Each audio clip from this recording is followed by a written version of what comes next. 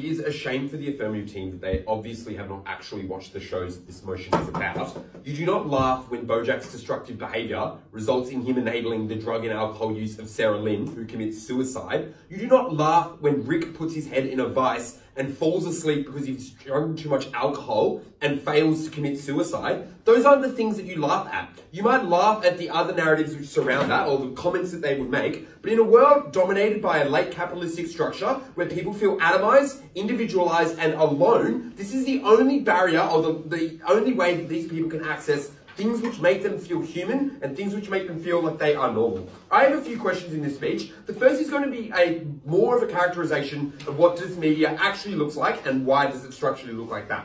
So, where does the nihilism portrayed in these shows actually manifest? It portrays in things like the story's themes or the moral lessons. It portrays in things like the imagery or iconography that they might use, or it might just be things like the sound or the set design. But more importantly, it's a question of how these manifest. So, the first thing to note is that nihilism is not necessarily a form of depression, which is why the example of 13 Reasons Why falls outside of this debate. Nihilism says that life is meaningless, and therefore you can find that your own meaning and fill that void with that.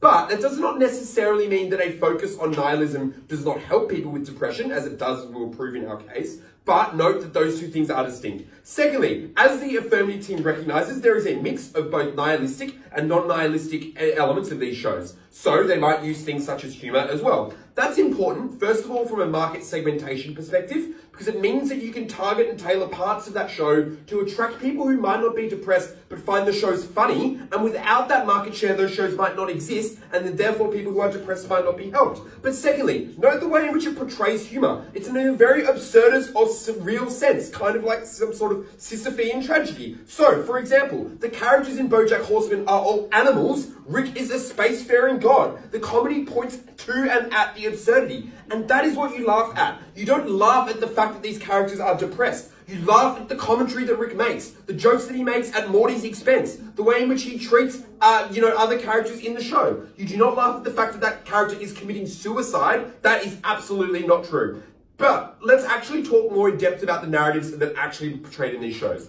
Firstly, the way in which they deal with mental health and depression is incredibly realistic. So, BoJack Horseman is an incredibly rich and successful actor who stars in the movie that the show pushes, is Secretariat, and is incredibly at the top of his game. But despite that, he's incredibly empty. He feels unfulfilled, and his behaviours are commensurate with that. But importantly, the show is not just all about depression. What actually happens is there's always a glimmer of hope portrayed at the end. So the message isn't that your life will instantly be good, but the message is that your life can be better. So in the end of season 2, when BoJack is running up a hill and collapses, and a runner comes up to him and says, "It gets easier. It's the hardest thing is to start, but it gets easier." That's the tone that the show ends on. It isn't necessarily that he's depressive, and it says that it can get better. Secondly, the way in which it uses drugs and shows drug use is incredibly realistic. The way in which people have vices to that and prioritize that over their other relationships is something which is very typical for people in today's society. And thirdly, the way in which it portrays relationships. So, BoJack Horseman, the way in which he takes Todd for granted, or the way in which he enables the drug use of Sarah Lynn, or the way in which he has sex with his childhood flame's daughter, those are the types of actual examples of the way in which these characters act.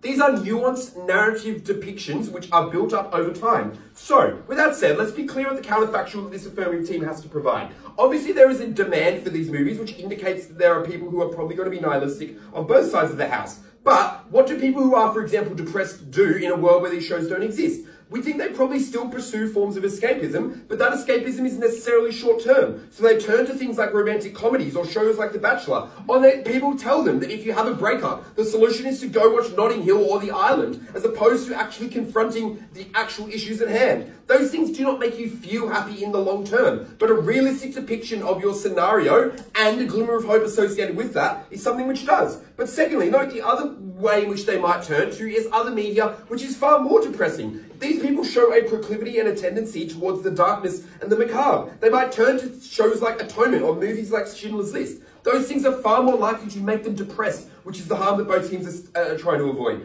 I think the most important thing to note at this point in the speech is the counterfactual that this team has to stand behind is one where there is an absolute saturation of happiness. And that is problematic because people turn to media and particularly popular culture as an example of what the predominant human experience is like. So, if these movies and shows do not exist, it is just a world of Disney movies or deeply, deeply depressing movies that people turn to. Those things are worse. So, with that all said, let's talk now about how this helps people who have depression. Firstly, I want to be clear that alternatives to watching shows like this are incredibly inaccessible. So things like therapy take a lot of time. They might take money. You may need a doctor's referral. You may not be engaged with government services. You might find it scary or confrontational. You might not like the medicalization or the pathologization of it. You might have a perception that doctors think that you need to reveal all your trauma and you're not able to reveal that at that point in time. So often, therapy does not exist, so the alternative that their case relies on is not something that you can actualize.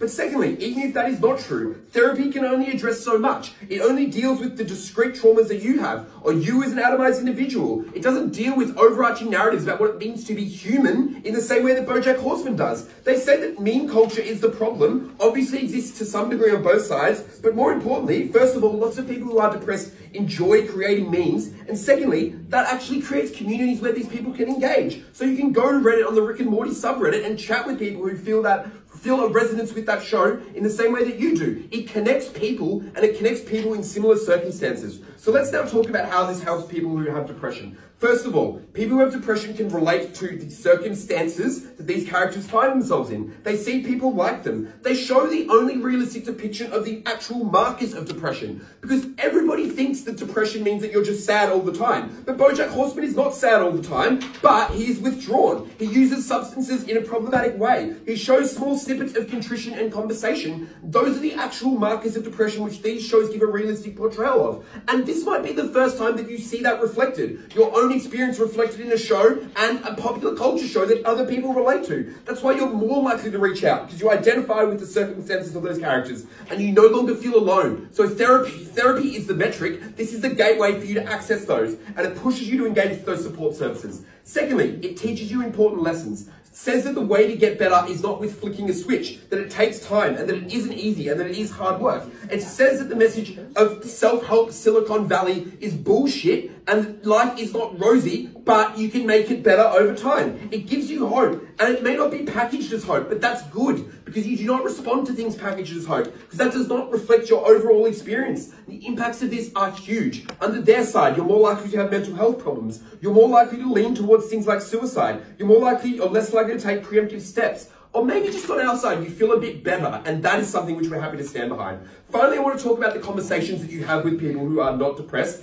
They say they do not realize the severity anymore. It is the opposite. They now see the most realistic depictions of that, and they see that correlated in your behavior. They say now you just share a meme, but the counterfactual under your side isn't that people who are depressed are reached out to from their friends. It's that they stay silent, and you cannot identify the fact that they have a mental illness or an issue which needs to be dealt with. The meme, even if that is all you do, it's a red flag, and as a result of that, you're far more likely to help people who are depressed on our side of the house. Look, it's a bit rich for Stu to stand up and say we only engage in our best case scenario when he talked about one TV show which was not the topic, but an example listed in the topic. And the problem is, in the first minute of his speech is so internally contradictory, it points to the problem of this negative team's case. Because claim number 2 in his first point of characterization was, these shows talk about the absurd and things that don't really happen. And claim number 3 is, they're so realistic that people can understand the red flags in that show. And the problem is that media that talked about suicide existed before these shows. See, for example, things like Dead Poets Society. See, for example, themes in William Shakespeare's works.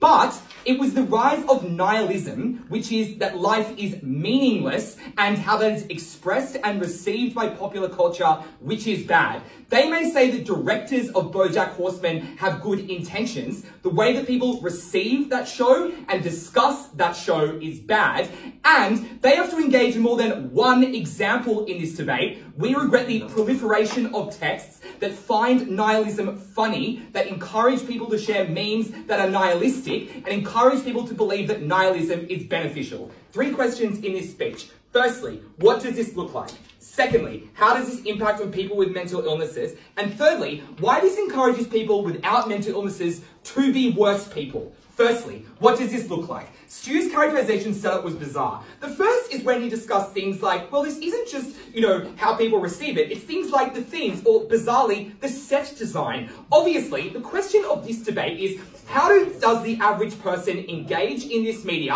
when it is increasingly prominent? Secondly, he said in shows there is a mix of nihilistic themes and not, and you can tailor parts of the show to different audiences and attract a wide variety of people. Precisely the problem, in that Rick and Morty existed before Netflix put it on their platform, and people who wanted to see media like this, the ones that Stu talked about in his speech, could seek out nihilistic shows. We think it's regrettable that people without mental illnesses did not see this media. People can still find it on our side, but we regret the proliferation of this content. Thirdly, Stu says you can laugh at the absurdity of someone putting their head in a vice. Like, I don't know about you guys, but, when people are suicidal, they literally consider things like drowning themselves and hurting themselves. It is not absurd to suggest that people want to hurt themselves in creative and bizarre ways, and the problem with this negative team is they seem to believe that suicidal is something that is absurd, that should be depicted in an absurd way. It is realistic, which was the second claim they made, but the problem is people believe it is absurd. They believe that trivial things can cause serious mental illnesses, and that depiction is bad. The second thing they said is that there's a distinction between nihilism and suicide in this debate.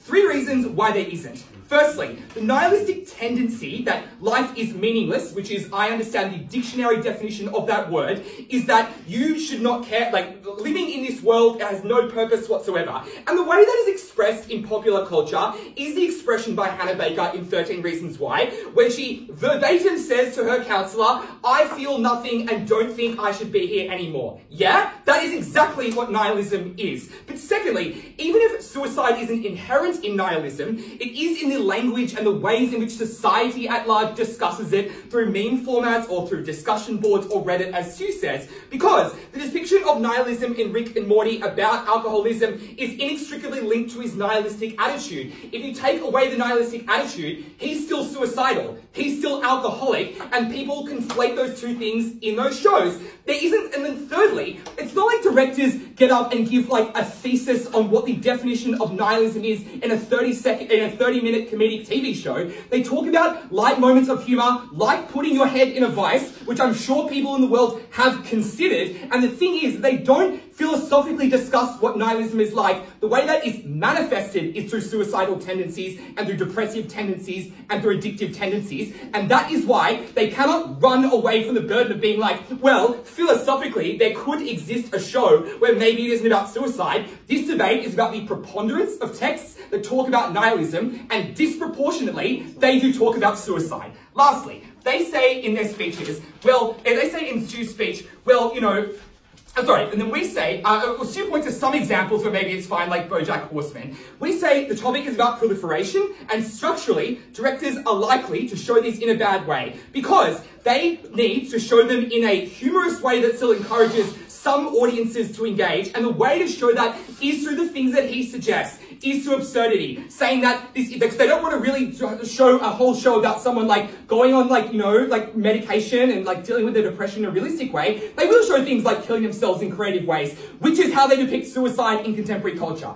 The last thing he said is it's better to do this than go through and watch romantic comedies. Like, is it? Like, I think for the vast amount of people that go through a breakup, they aren't depressed. They are people who are experiencing low moods or experiencing anxious thoughts, but don't have generalized anxiety disorder or don't have depression. And it's probably better to, reminisce with your friends about their relationship than, bizarrely, watch shows about killing yourself, which this team bizarrely seems to support. But secondly, TV shows with suicidal themes exist on our side. Like Josh Thomas's Please Like Me deals with the suicide of his mother and his anxiety disorder in a way that is realistic, but we don't think that the shows that Stu describes in his speech are realistic. But lastly, nihilism is extreme. Like, the horror genre in film still existed. It's not like every movie is fucking like, I don't know, like the happiest movie ever. Like, the film industry is diverse. We just say that saying that existence is meaningless is bad. What did they say about helping depression? They said that firstly, alternatives are hard to access. No real reason as to suggest why they're any easier to access on their side, and literally their only line of analysis is, will people talk about mental illness? Well, luckily we were smart enough in prep to preempt this. What did we say? Firstly, people reach out less, and secondly, the quality of those conversations are worse.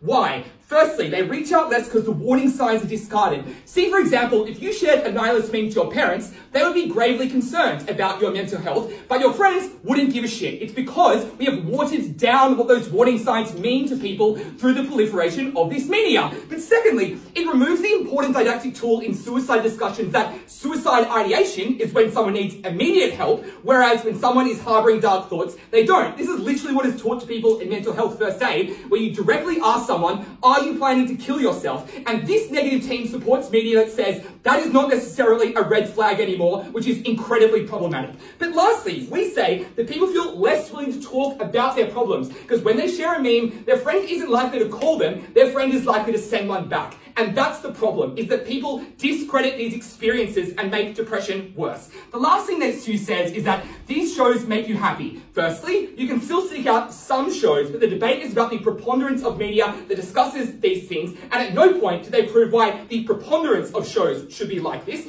But secondly, showing the markers of depression to see when people are depressed flies in the face of their characterization, where Stu spends the first half of his speech saying why they're so absurd that people would not see their friends putting their heads in vices. Yeah, but also we can still have media that shows depression and mental illness, but that is not associated with a nihilistic tendency that life is meaningless, which is the depiction that these guys have to support. Lastly, in terms of people who are mentally healthy, we think it is bad to encourage people to constantly reflect on bad things in their life where they are otherwise mentally healthy, and feel like their life is meaningless, or joke about mental illness when they do not have them. And a preponderance of things like memes and discussions about hurting yourself before your final exams, or feeling like you want to die because, you didn't get the thing you wanted from your parents, is bad. It encourages people to focus on the worst parts of their life, which is problematic. This negative team cannot have their cake and eat it too by saying that the depictions are perfect examples of warning signs to your friends, but simultaneously are so absurd that they will lead to a good discussion about mental illness. They have to engage in the realistic characterization. This has made understanding of mental illness worse, and they absolutely are regrettable.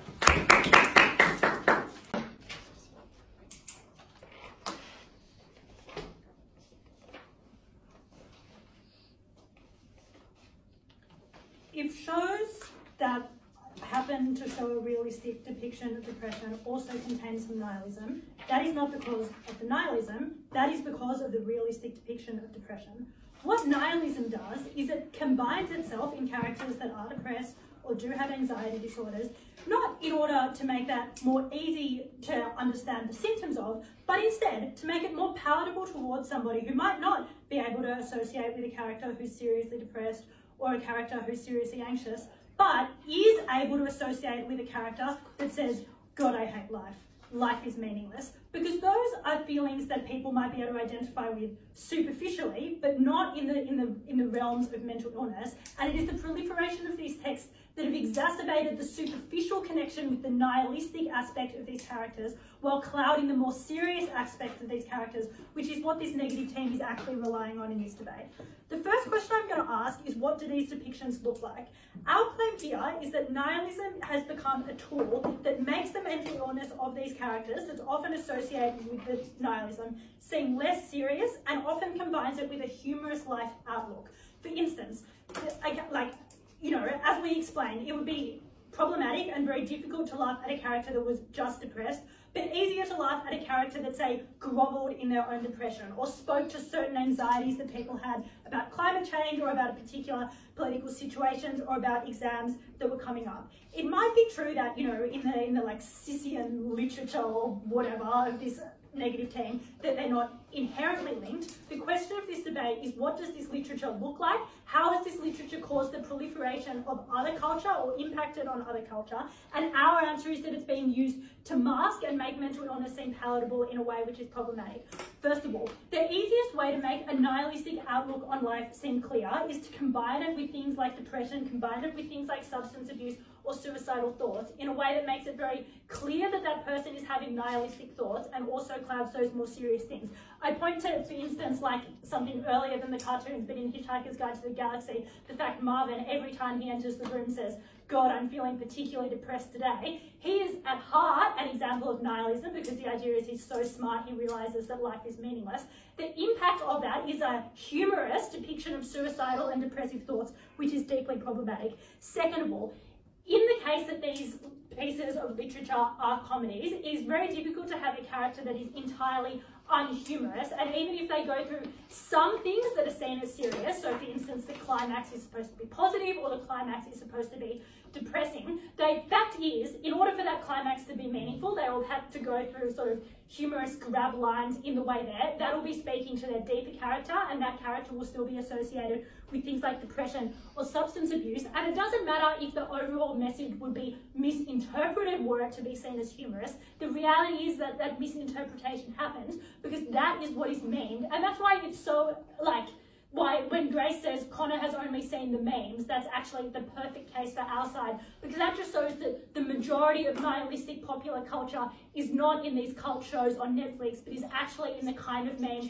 that are seen to be able to be acceptable, in the same way that even if you might not have seen 13 Reasons Why, which is not necessarily humorous, the fact that you have seen the memes and that has been created by an increased prevalence of nihilism in life is problematic. Third of all, we think that often the longevity of these shows mandates problematic elements to them. First of all, in many cases, these characters don't get better, and a shining light of potentially getting better is not the same as actually showing the struggle on relapse surgeries of what happens when people are dealing with substance abuse. But secondly, when they say things like, haha, like, he fails to kill himself just as well, exactly, if the character is going to keep existing, they have to not successfully harm themselves, they have to not die, and that is a really problematic positive outlook on mental illness. We're not actually dealing with the true consequences, which, for instance, a comedy like Please Like Me can still do, but because it's not, but by setting up that comedy as not about nihilism altogether, but setting it up as sometimes some things are humorous, like fucking up a date or whatever, but sometimes some things aren't humorous, and distancing those two things by having them in different characters. Fourth of all, we think that also often these shows just are problematic and are using humour about nihilism and people saying they want to kill themselves or people saying that they want to hurt themselves. And I note here that in the discussion of like, what is absurdism, what is absurd, for someone, the way that shows often function when they have an extreme character is to paint a character as an extreme that is not real, but you can still identify parts of yourself in them. And for that reason, these characters aren't actually depicted as realistic. They are depicted as representations that you should pick out yourselves, part of yourselves in. And maybe that's fine if it's for a specific and non-mainstream audience and those shows are catering to them. It's not fine when your everyday layperson who doesn't understand mental illness gets to say, I too, like, haha, like, I need a glass of wine, and not realising what, say, alcohol dependency means. That's the kind of thing that's particularly problematic. And that's why they say, when they say this realism is good and this realism is structural, it doesn't speak to the issue of this debate. Because first of all, they have not explained why nihilism is necessary in order to show a realistic depiction of this. All they say is that like nihilism is the only way to fight against capitalism, which like I'm pretty sure even like the romantics of the 19th century would disagree with. Like they thought there was meaning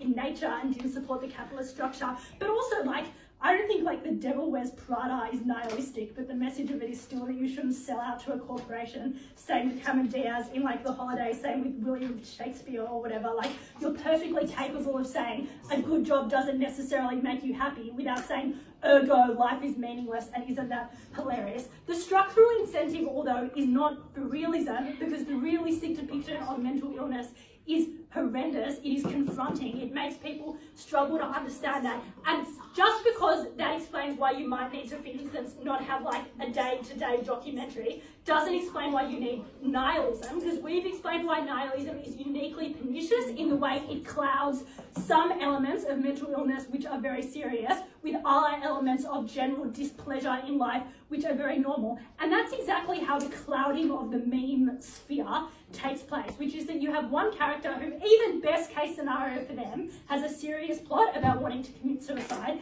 and also has a non-serious plot about being like depressed about the fact that their exams are coming up. The people who create the memes aren't necessarily going to interrogate that in a way that's particularly meaningful or they might be creating the memes for people who they think will understand that. That is not the case, but it appears on every person's Facebook page as a joke about the fact that you want to kill yourself because of an election result, or you want to kill yourself because exams are coming up. And not only is that problematic in the sense that people are laughing at that, but it's problematic because it means that somebody who might otherwise have been able to engage in this media, which is productive, now has to risk the chance that every time they talk to someone about a TV program or log onto Facebook, they are faced with incredibly offensive and triggering memes about the idea that these things are funny. Nihilism clouds it. It is not the only way to say that life can be hard, and in fact, it says that the fact that life is hard is funny, rather than something that should probably be dealt with, and that's why it's so problematic.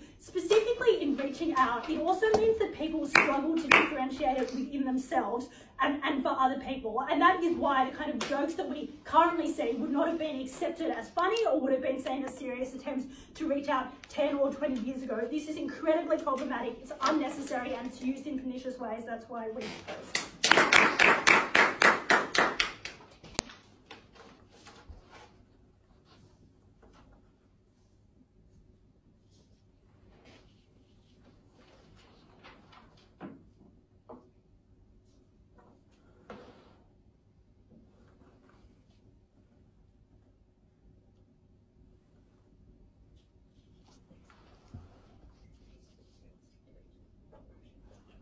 I actually wish I would have watched these shows, because I think they would have touched the fact that I would not feel happy with achievements, regardless of how grandiose they are, that I do not feel satisfied with marks or with promotions because they lack meaning speaker.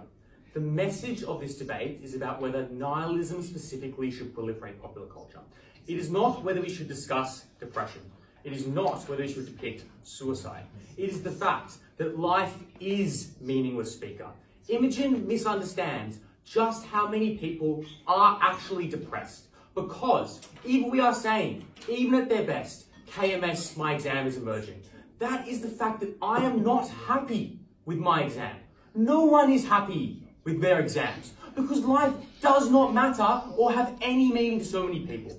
Side Affirmative need to defend why medicalizing depression, saying that a diagnosis, that the absolute vicissitudes of depression is what makes you identify, make you feel confident. Speaker, before this emerged, people felt lonely, isolated, and lacked meaning because they didn't have a depiction that touched their real feelings. I don't feel like I want to commit suicide right now, but maybe I do feel saddened by the fact that none of the achievements around most of us in this room actually have any purpose. That's why these shows are popular, because nihilism is the thing that comforts you. It tells you what your life looks like and why you feel this way. Side Affirmative never explains why the counterfactual actually operates. First question, let's deal with what nihilism actually looks like. Because App's case is extraordinarily characterization dependent. It depends upon the idea that you make light of mental health issues and you ought not mock them. So let me tell you it's Stu and a Grace. This is an incredibly shallow conception of what nihilism actually is. Nihilism is the rejection of the traditional conception of meaning and happiness. That getting promotions makes you happy. That getting money makes you happy. That drinking alcohol makes you happy. It is sophisticated. It taps into your feelings that life, speaker, not the characters, not suicide, but life is absurd and lacks a meaning. They say it is immoral to mock suffering without providing any natural justice appeal to morality. But additionally, we just tell you it doesn't do that. They say, well, it can't be absurdist and realist, completely miscues segmentation analysis. It is set in unrealistic circumstances with realistic themes for individuals who feel sadness, who feel emptiness and a lack of meaning. The importance of that is that you can identify with the works, but if you are happy, you appreciate the humour and sentiments. Imogen says, well, you know, that's harmful because you make light of these particular things, and I'll deal with this later. But importantly, note that nihilism is the only coherent philosophy that unites the elements of lightness and tradition with the sadness you actually feel. Because as they say, maybe you can't mock other forms of media, but you can engage with the light and shade of life in this medium. Sometimes you do laugh. I still laugh, I still happy, I still have other feelings and emotions, but you can still have moments of sadness and meaningless. That is literally the point of the philosophy. They say it is sad, and so their only affirmative contribution in the context of the narrative being harmful is that it makes life seem incurable, but the point is that you can't cure life's ills, which is the sadness that you feel, because you can't overcome capitalism, you can't overcome these forces, but you can make incremental gains. They have to defend, speaker, and let's be extremely clear, resolution, the idea that you have a happy ending, or absolute sadness with no discussion of meaning or purpose, but because of diagnosed mental health disorders. Our side is the only one that tells you life gets better, you can have improvement, you can have sadness, you can show the journey. Imogen says you can show the journey under our side. No, you cannot. Our side is the only side that gets the depth of the journey, because you don't rely upon medicalized discourses of depression or light and shade discourses, which say that you do get better, your problems are solved. Then finally, they tell you there are structural incentives, and speaker, this is critical, which means you don't show depression in this way. Our claim is it's entirely symmetric. You don't produce the show they talk about. They don't show the really gritty things that Will talks about, like direct, specific explorations of suicide, because it doesn't sell. You have to incorporate other themes of light and shade to actually appeal to a market share. The important part there is ours is the only coherent philosophy and actually identifiable philosophy that does this. That is what these depictions actually look like. I'm now going to discuss how this manifests and how people respond to it. They say it divorces you from the rest of society and makes you feel isolated. But note my introduction, the fact that you feel isolated when you feel feelings of sadness, but you do not identify with the noose around the person's neck. You do not identify with the most severe forms of depression. That drives people into further depression, and why, speaker, the demand for these shows exists in the first place, because people do want to see the malaises of your exam timetable, the malaises of your work timetable, the crippling depression that modern society enacts upon everyday individuals, the absolute control of your body, and the stripping of your agency so you feel like a pawn in a meaningless game. That is what you actually want. You feel far less isolated when you can share memes and identify the fact, speaker, that you do not have meaning, that you do have sadness. At their best case scenario, it is far better to collectivize around the meaningless of life and feel like others share your feelings, speaker, rather than feeling like depression is something that only exists on the fringes and makes you feel down in the dumps and you have no right or obligation to go to the doctor. Because they then say it's harder to reach out. Firstly, by saying it makes it seem normal. And speaker, this is the absolutely debate-winning point for us. It makes it seem normal because you recognize those feelings exist in others and you are nudged towards going to therapy in the first place because you feel like you identify with Rick or with Morty, that they are seen as depressed and maybe you yourself are depressed. Their counterfactual is one way lets you fit with the most gruesome and most unrealistic and abstract, the fringe depiction of suicide. You don't think that you're sad. You feel like you're just like, you know, speaker, not dealing with everyday life, that you're not tough enough, that you're not strong enough, you need to work harder. You need to buy into capitalist norms surrounding self-improvement to reduce. This norm says, no, it is normal to feel sad. You can reach out because depression is normal and that is something you should actually deal with. Downplaying the severity is the mechanism of our case because suicide and depression is at a far lower bar than APRA's willing to concede. So many people are sad. So many people need help. So many people need to reach out. They then say there's KMS culture that exists. We refute the idea this is derived from these shows, speaker. Obviously existed before these shows and obviously exists in the context of people making fun of ideas in general, independent of nihilism, but also memes are really cruel. They're likely to make fun of even the saddest depictions. Look at like some of the abhorrent memes that exist on the internet regarding a whole range of serious issues. They're regretting the memification is not the debate. It's regretting the specific implication of nihilism in these shows. The final thing they say is that discourse is made mocking. I've already explained to you why, even if that is true, on the basis of memes being shared, etc., that is better because you get engagement, you get discussion, and you get the identification of issues that Grace and Stu talk about. But secondly, memes are one part of the internet. These shows train you to look for signs of sadness in your everyday life. If I see Stuart looking a bit flat tomorrow, I am more likely to ask him a question about his mental health because I see that as the threshold for mental health and being normal in my everyday life. I don't do that when I think the only depiction of depression is when you're literally at the boundaries of cutting yourself. I do that when I believe that everyone is depressed because life is not actually meaningful. They then say you can't mock other characters in other forms. I've already explained why that is untrue. The final thing I must rebut in this speaker, but I've already shown you that you now target more realms of depression. You're more likely to self-identify, you're more likely to interact. Side affirmative don't provide harms, A, and B, do not engage with their counterfactual of the most extreme forms of depression existing or no forms of depression existing. These are not unproductive or self-centered because they center the malaises in society. Because speaker, these shows tell you that life was absurd, capitalism is absurd, alcoholism is absurd, and it is okay, it is normal. You create your own meaning through incrementally getting better. That is a far more comforting narrative, uplifting narrative, than the absurdist extremism this side must propose, and that's why we are so proud to negate this motion.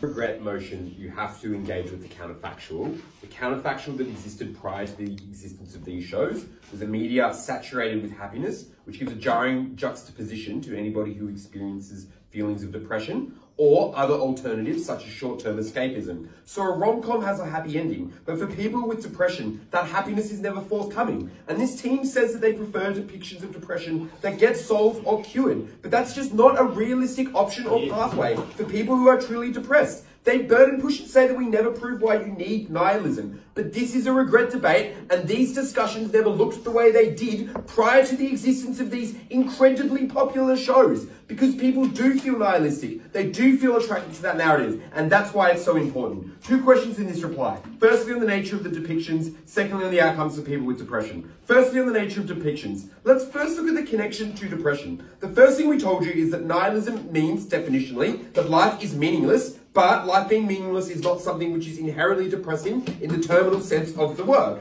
But secondly, these depictions of depression are realistic because the protagonists are inherently flawed. BoJack is rich, but he's incredibly depressed. Rick is effectively a spacefaring god, but he is depressed. And sure that they care and they give overtures and they say that they care about their family members, but then they hurt everyone around them. They say that it's a harm that you pick out parts of these characters to relate to, but it's a benefit because you notice the problematic behaviors in yourself that you otherwise would not. Finally, we told you that they provided a glimmer of hope. It says that you cannot solve everything overnight, but that things don't get better. They assert that these shows don't show relapses. Every season of BoJack Horseman is a fucking relapse. Of course they show that. Finally, on the connection to humour, the entire point which the Affirmative team fails to understand is on segmentation. Will says people still find them. Yeah, people watch Rick and Morty for the laughs before Netflix as well. But the question is funding and the scale that provides you and allows you to have further seasons of that. But no, and I think this is the push that they want to win this debate on.